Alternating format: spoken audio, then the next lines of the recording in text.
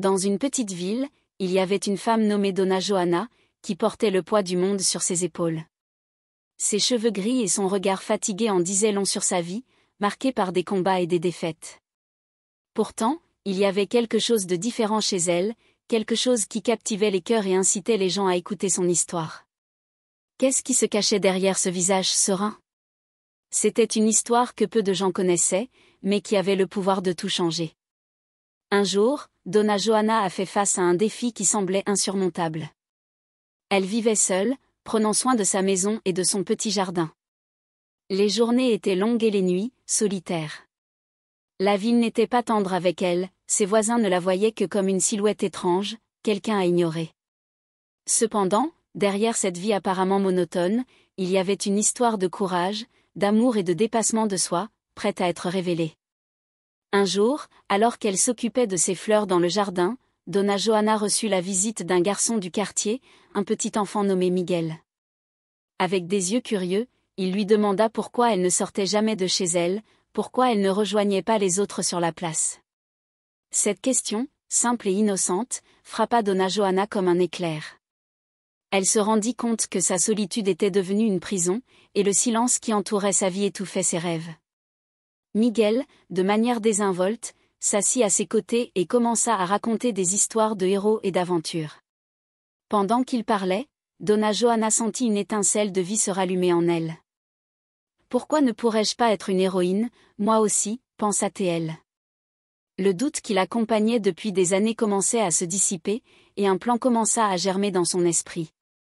Déterminée à ne plus laisser la vie la vaincre, Donna Johanna décida qu'il était temps d'agir. Elle ne voulait plus être une ombre dans la ville. Son cœur battait avec force à l'idée qu'elle pouvait faire une différence, non seulement dans sa propre vie, mais aussi dans celle des personnes autour d'elle. Et ainsi commença un voyage de transformation, sans qu'elle sache que la force qu'elle recherchait se trouvait également en chacun de ceux qu'elle croiserait sur son chemin. Donna Johanna ignorait alors que sa vie était sur le point de s'entrelacer avec celle d'autres personnes ayant aussi besoin d'un peu d'espoir. Et avec cela, un véritable changement allait se produire, non seulement pour elle, mais pour toute la communauté.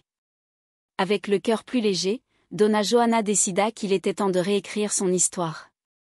Le lendemain, le soleil se leva radieux, et elle se réveilla avec une détermination renouvelée. Aujourd'hui, je vais faire quelque chose de différent, pensa-t-elle en préparant son café. Avec un sourire aux lèvres, elle cueillit quelques fleurs de son jardin et commença à créer de petits bouquets. Son plan était simple, apporter de la beauté et de la joie à ses voisins, ceux qui l'avaient ignoré jusque-là. Au cours de la journée, Donna Johanna alla de porte en porte, distribuant les fleurs et un petit mot qui disait « Un geste simple peut illuminer la journée de quelqu'un ».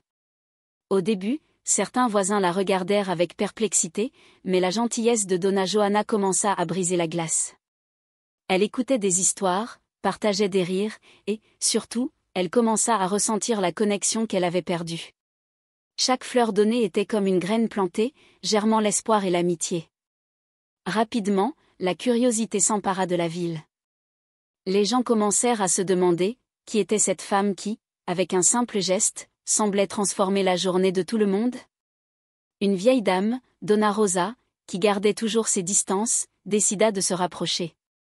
Avec un sourire timide, elle dit « Vous avez une manière spéciale de rendre les gens heureux, Donna Johanna ».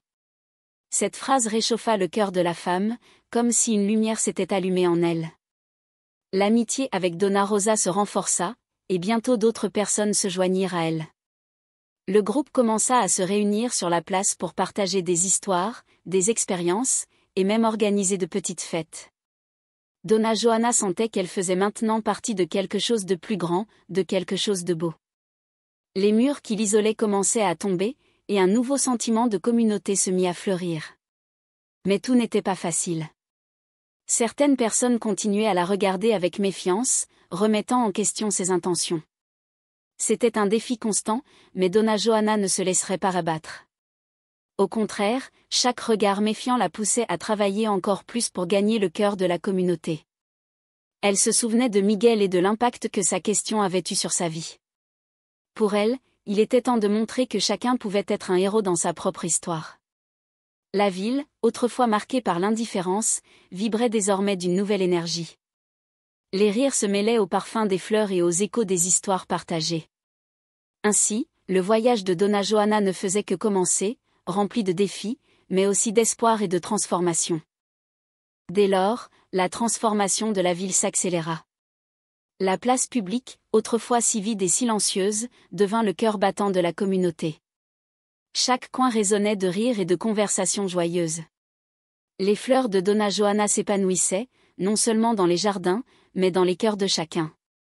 Pourtant, malgré ce renouveau, certains habitants continuaient à douter. Ils pensaient que cette harmonie ne serait qu'éphémère, une illusion destinée à s'effondrer au moindre obstacle. Un jour, alors qu'elle préparait des bouquets pour une réunion communautaire, Donna Joanna fut de nouveau surprise par la visite de Fernando. Il paraissait différent, plus sûr de lui, comme s'il avait trouvé une nouvelle raison de vivre dans ce projet commun. Donna Joanna, j'ai réfléchi à ce que vous avez dit, et je crois que j'ai trouvé ce que je peux apporter à la communauté. Curieuse, elle le regarda, un sourire bienveillant aux lèvres. Je voudrais créer un espace où chacun pourrait apprendre à cultiver ses propres fleurs. Un jardin partagé où les jeunes et les anciens pourraient échanger leur savoir et travailler ensemble. L'idée réchauffa le cœur de Donna Joanna. C'est une merveilleuse initiative, Fernando. Cela va renforcer encore plus nos liens. Avec l'aide de Fernando et de nombreux autres membres de la communauté, le projet de jardin partagé prit forme. Ils choisirent un terrain à l'abandon non loin de la place et commencèrent à travailler. Ce projet, qui au départ semblait modeste, devint rapidement un symbole de solidarité et de persévérance. Chaque personne apportait sa contribution, que ce soit en travaillant la terre ou en partageant des conseils sur la manière de prendre soin des plantes. La transformation de ce terrain devint une métaphore vivante de la résilience de la communauté. Là où autrefois il n'y avait que de la terre sèche, des fleurs aux 1000 couleurs commencèrent à pousser, reflétant la diversité et la beauté des habitants du quartier. Le jardin devint un lieu de rencontre, d'échange et de célébration. On y organisait des ateliers, des pique-niques et même des fêtes. Malgré les progrès accomplis, Donna Joanna savait que certaines blessures du passé restaient encore à guérir. Un jour, en arrosant les fleurs du jardin, elle aperçut Donna Rosa, qui semblait hésitante, observant de loin.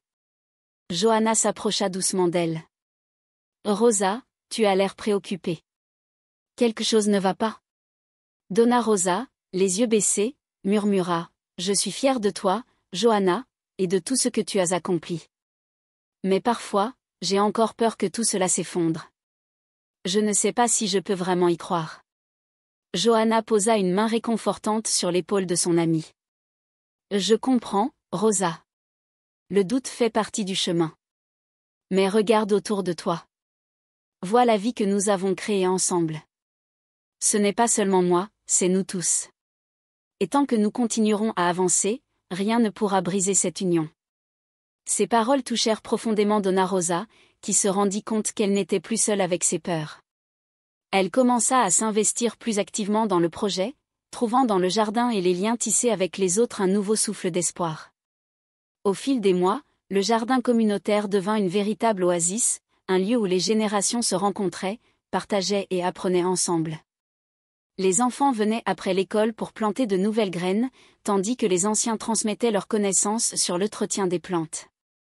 Et chaque soir, lorsque le soleil se couchait, les habitants s'asseyaient autour d'un feu de camp improvisé, partageant des histoires, des rires, et parfois des larmes.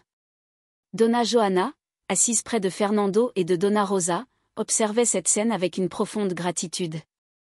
Le chemin n'avait pas été facile, mais chaque pas les avait rapprochés. Ce qu'ils avaient bâti ensemble était bien plus qu'un simple jardin, c'était une véritable communauté, unie par la force de l'entraide et du respect mutuel. Un jour, alors que le jardin était en pleine floraison, une lettre arriva pour Donna Joanna.